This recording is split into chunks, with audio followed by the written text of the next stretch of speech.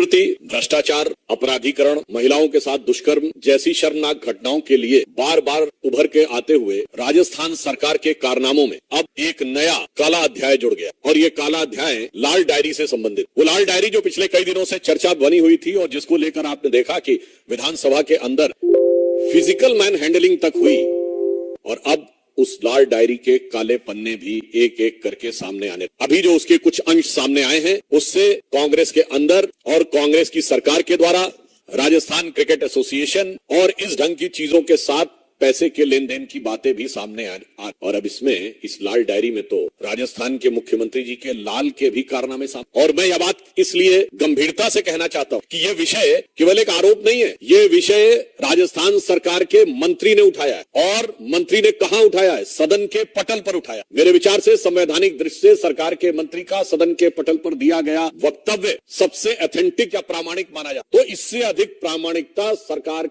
राजस्थान सरकार के भ्रष्टाचार की नहीं हो। और मैं कांग्रेस के अपने विरोधियों को याद दिलाना चाहता हूं, हमने जब जब किसी भी प्रकार की बात कही है तो वो केवल आरोप नहीं लगाए। 2G के मामले पर सीएजी की रिपोर्ट और कोर्ट का ऑब्जर्वेशन, बोफोर्स के मामले में मैं याद दिलाना चाहता हूं, इसी प्रकार राजीव गांधी सरकार के मंत्री विश्वनाथ प्रताप, आज अशोक गहलोत जी की सरकार के मंत्री चंद घंटों में बर्खास्त कर दिया गया। राजेंद्र गुड़ा ने आरोप, मैं कह सकता हूं this is going to be a Bofors moment for the reason is been the allegation is by the government itself, क्योंकि कैबिनेट मंत्री सरकार होता है, सरकार का हिस्सा होता। और इतना ही नहीं, इसमें इस ढंग के शब्द कि फोन करके पूछा जा रहा है कि मेरा पैसा दे दो, अभी तक दिया नहीं गया है, और फिर मुख्यमंत्री जी के पीएस से बात हो रही है और उसने कहा कि हम दे देंगे परंतु अभी तक नहीं दिया गया। कांग्रेस जिन की बात कर, गारंटी से, ये सब भी गारंटी कि मेरे लिए काम कर देना, बदले में पैसा देंगे, और वो गारंटी सीधे कहां से जुड़ी हुई? मुख्यमंत्री कार्यालय से जुड़ी। मुझे लगता है कांग्रेस के नेताओं को इस घटना के बाद शर्म से लाल। मगर अफसोस की बात यह है कि निर्लज्जता के साथ कांग्रेस पार्टी और राजस्थान की सरकार इन चीजों को नजरअंदाज कर रही है।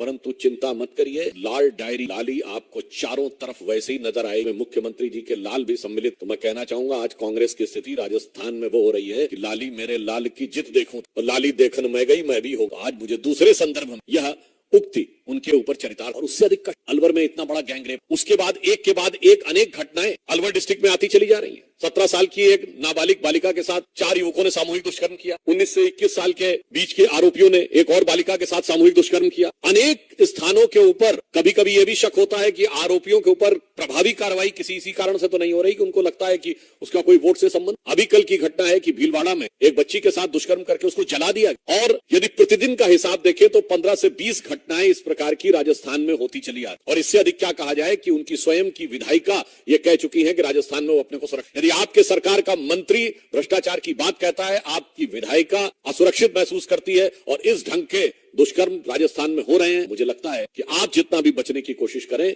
परंतु राजस्थान को बहुत गौर से देख रही और अब वह पीड़ा का पारावार समाप्त होता हुआ। इसीलिए यह सवाल कांग्रेस के नेतृत्व से कि इतनी बड़ी घटना के बाद भी कांग्रेस पार्टी को जवाब क्यों नहीं दे। मैं पुनः कह रहा हूं, यह मामला किसी भी अन्य मामले से अलग है, यह आरोप नहीं है, यह सदन के पटल पर मंत्री का वक्तव्य है। तो ये स्थिति गुणात्मक दृष्टि से बिल्कुल अलग है। बहुत दुख की बात कांग्रेस के यहाँ पर पुनः मैं, राजस्थान में भ्रष्टाचार का विषय सदन के पटल पर मंत्री ने कहा, हरियाणा में उकसावे का बयान सदन के पटल पर विधायक दे रहा। उनके जो वाक्य हैं उसे मैं यहाँ पर रिपीट नहीं करना, वो सीधे हिंसा को उकसाने वाला। उसके बाद उस विधायक का फेसबुक पोस्ट, वो फेसबुक पोस्ट सीधे हिंसा को उकसाने वाला। इसलिए यह बात और गहरी शंका उत्पन्न करती है कि यह हिंसा एक लार्जर कॉन्स्पिरेसी का हिस्सा थी, जो जांच के बाद एक और तथ्य है जो संभवतः आप लोगों के संज्ञान में, ये सोशल मीडिया के माध्यम समाज में कटुता उत्पन्न करने का जो प्रयास हो रहा है, उसके लिए हरियाणा सरकार का साइबर सेल बहुत एक्टिव, और पिछले कुछ दिनों में करीब 65 से 70 लोगों को अरेस्ट भी किया गया। अब यह मन में यह संदेह उत्पन्न होता है कि साइबर थाने पर अटैक क्यों किया गया, क्योंकि सामान्यतः उसका पुलिस की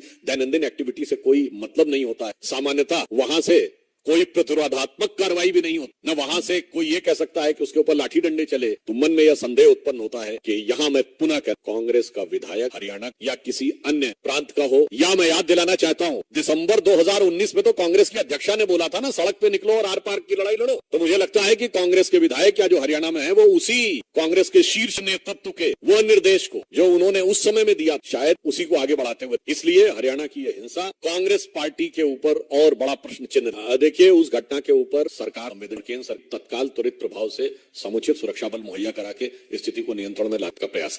यहाँ पर हरियाणा में पहला सवाल कांग्रेस पार्टी से, जिसके विधायक मोहम्मद खान का बयान और उनका वीडियो, उनका सोशल मीडिया पोस्ट, मेरे विचार से किसी भी राजनीतिक दल के जिम्मेदार व्यक्ति को इस प्रकार के बयान देने से बचना चाहिए। बगैर किसी संदर्भ, कोई घटना थी क्या, किसी चीज की प्रतिक्रिया में बोल रहे थे क्या, तो ये उकसावे वाले बयान देने से बचना चाहिए था। परंतु आज मैं ये साफ कहना चाहूंगा कि हरियाणा और राजस्थान दोनों में भ्रष्टाचार और हिंसा, इन दोनों को लेकर कांग्रेस पार्टी को जवाब देना चाहिए। और कहीं ना कहीं दिखाई पड़ रहा है कि भ्रष्टाचार और हिंसा ये इस पार्टी या इनके गठबंधन एक सहज स्वाभाविक चरित्र नजर। और मैं पुनः ये बात रीएम्फेसाइज करता हूं, दोनों बातें सदन के पटल पे हुई तो कांग्रेस पार्टी डिनाई नहीं कर सकती। यह आरोप नहीं है, ये उनके विधायक और मंत्री का फ्लोर ऑफ द हाउस पे दिया गया बयान है। तो फ्लोर ऑफ द हाउस के दिए गए बयान की पूरी नैतिक जिम्मेदारी उस पार्टी की बनती है या उस सरकार की बनती है जिस सरकार का वो मंत्री है, और उस पार्टी की बनती है जिस पार्टी